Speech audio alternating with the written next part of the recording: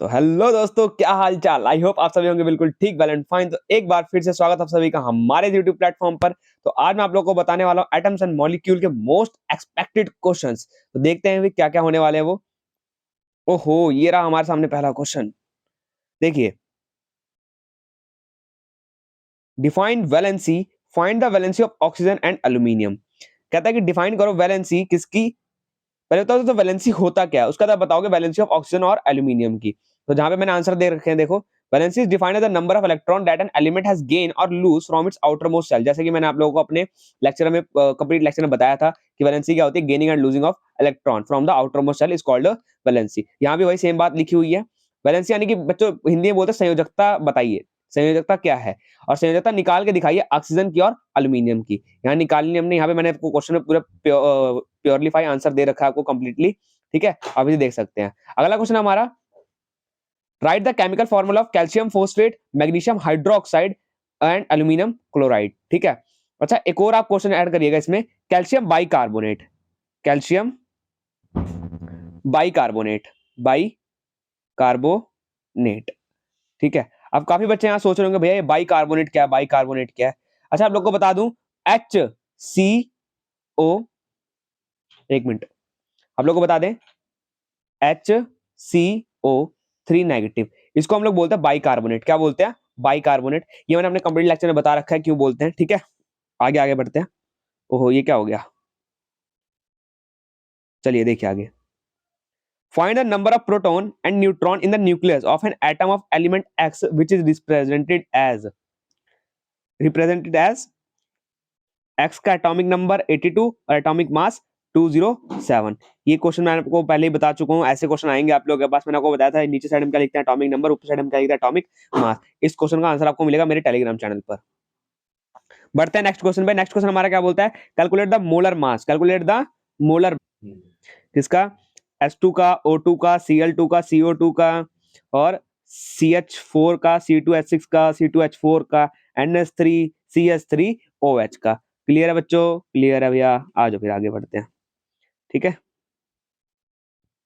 तो इनका हमें क्या निकालना है, मोलर मास निकालना है। मोलर मास बच्चों एक करके दिखाता हूं आपको, बहुत सिंपल तरीका है, वही सेम टू सेम। मान लीजिए हमें H2 का निकालना है, तो H का AMU कितना होता है 1, कितने एटम है उसके 2, तो 2 से मल्टीप्लाई कर दो, कितना आ गया 2 AMU या फिर 2 U हो गया। ठीक है, ऐसे अगर निकालना है C2H6 का, सिखा देते हैं आपको C2H6 का निकालना। आइए देखिए, C2H6 बड़ा सिंपल, बहुत सिंपल। C क्या होता है, कार्बन यानी कि 12।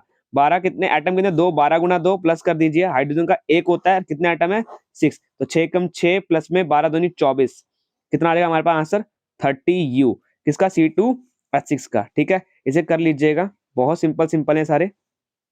आइए आगे बढ़ते हैं बिना किसी देरी के। अच्छा देखिए, डाल्टन की एटॉमिक थ्योरी आपको डायरेक्ट नहीं आएगी कि एक्सप्लेन या फिर डिराइव करिए डाल्टन की एटॉमिक थ्योरी।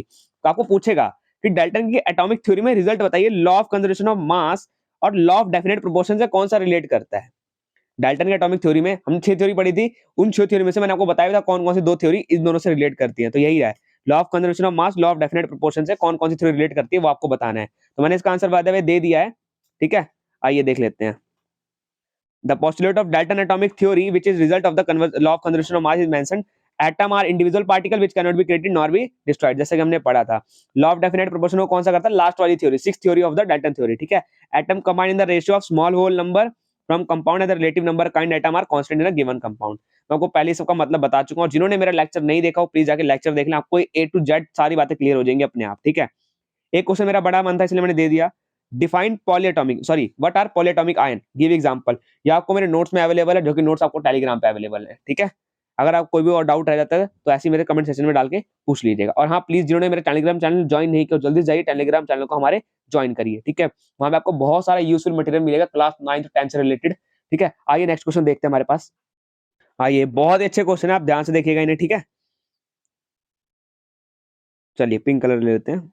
देखिए, calculate the molar mass of the ammonium sulphate NH4, जिसका फॉर्मूला देखा है SO4। ठीक है, पेंसिलिन, पेंसिलिन आपको पता होगा दवाई होती है छोटी सी, आंख में लगाते हैं हम लोग। और लास्ट हमारा पैरासीटामोल। अच्छा ठीक है, बहुत मतलब थोड़ा इंप्रेसिव सा क्वेश्चन है, इसलिए एग्जामिनर डाल सकता है। तो यहाँ पे मैंने इनका आंसर अवेलेबल कराया है, वही सेम तरीका जैसे हमने मोलर मास पीछे निकाला था। ठीक है, हमें अल्यूमिनियम सल्फेट, पेंसिलिन और पैरासीटामोल का निकालना है। अच्छा फॉर्मूला याद कर लीजिएगा, एक नंबर में पूछ सकता है। ठीक है, स्क्रीनशॉट ले लीजिए बाय द वे। चलते हैं आगे। ठीक है, नेक्स्ट क्वेश्चन हमारा देखिए, give the name of the element present in the following compound. आपको बताना है कौन कौन से एलिमेंट इस फॉलोइंग कंपाउंड में प्रेजेंट होते हैं, लाइक क्विकलाइम हो गया, हाइड्रोजन ब्रोमाइड हो गया, बेकिंग पाउडर हो गया, पोटेशियम सल्फेट हो गया। ये भी मैंने अपने लेक्चर के दौरान आई थिंक कराए थे कि नहीं कराए थे, कोई बात नहीं, अगर नहीं कराए थे तो यहाँ देख लीजिए, ठीक है।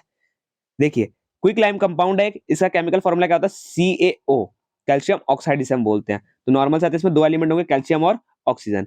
अगला है कंपाउंड किसका, हाइड्रोजन ब्रोमाइड। हाइड्रोजन ब्रोमाइड का फॉर्मूला क्या होता है भाई, केमिकल फॉर्मूला HBr। एलिमेंट कौन कौन से प्रेजेंट है, हाइड्रोजन और ब्रोमाइन, ठीक है। अगला हमारा है बेकिंग सोडा कंपाउंड, इसका फॉर्मूला क्या होता है, NaHCO3। इनमें कौन कौन से एलिमेंट होते हैं, सोडियम आप देख सकते हैं, ये रहा Na, हाइड्रोजन से H, C से कार्बन और O से हमारे पास ऑक्सीजन, ये चार हमारे पास एलिमेंट प्रेजेंट होते हैं। चलें आगे आगे बढ़ते हैं।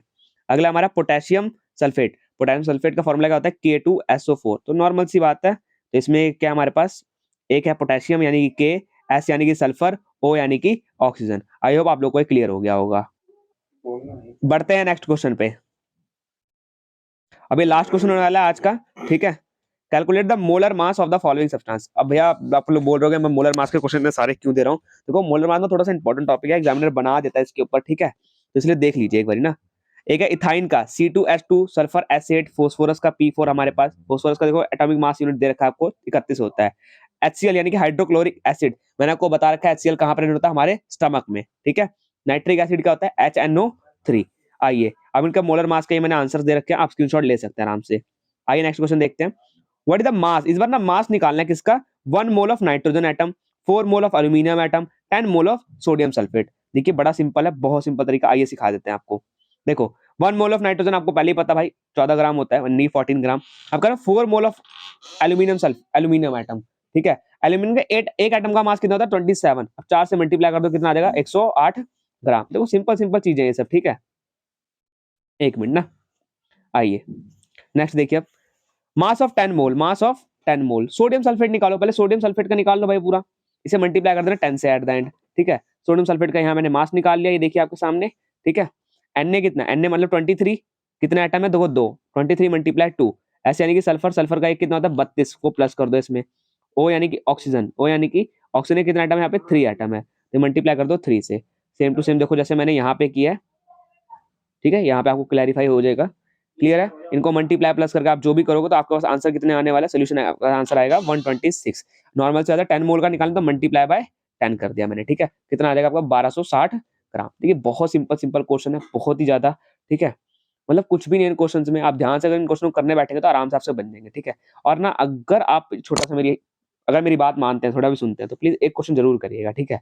क्या क्वेश्चन भैया, यार देखो केमिकल फॉर्मूले बनाना जम के, केमिकल फॉर्मूले बनाने जब देखो बुक के तो सारे बना ही लो, बुक के तो सारे बना ही लो, और क्या करो ना, जितने भी पॉजिटिव आयन है यानी कि मेटल है और जितने भी नेगेटिव आयन है, इन सबका भी एक बार कॉम्बिनेशन करके ना केमिकल फॉर्मूला बनाने की ट्राई करना, जिससे आपकी पकड़ बनेगी, इसके अंदर क्या बनेगी, पकड़। और एक क्वेश्चन आपकी बुक में दे रखे होंगे ऐसे एक्स करके, एक्स इसका एटॉमिक नंबर मान लो 23 है, मास इतना 107 है, ऐसा आपको करने सॉल्व करने का बोलेगा, ठीक है। जैसे हम लोग क्लोरीन वाला आइसोटोप आइसोबार में कराया था ना, कुछ ऐसे क्वेश्चंस होंगे आपके पास, ठीक है। तो आपको ये करने हैं, इनकी प्रैक्टिस करनी है, अच्छे से प्रैक्टिस करनी है, ठीक है, ताकि पेपर में आपके बहुत अच्छे नंबर आए। और मैं आपको गारंटी देता हूँ इनमें से आपको जरूर जरूर जरूर कोई ना कोई क्वेश्चन देखने को जरूर मिलने वाला है, ठीक है। ये पूरी स्लाइड मैंने आप लोगों के सामने रख दिया, अगर आपको स्लाइड का PDF चाहिए तो वो भी आपको टेलीग्राम चैनल पे अवेलेबल है, ठीक है। जल्दी जाइए हमारे टेलीग्राम चैनल ज्वाइन करिए, लिंक आपको को पता है कहाँ मिलेगा, डिस्क्रिप्शन बॉक्स में अवेलेबल है। बाकी आप लोग को पता है, अगर आपको वीडियो थोड़ी सी पसंद आई तो आपको क्या करना है। मिलते हैं ऐसी नेक्स्ट अमेजिंग वीडियो के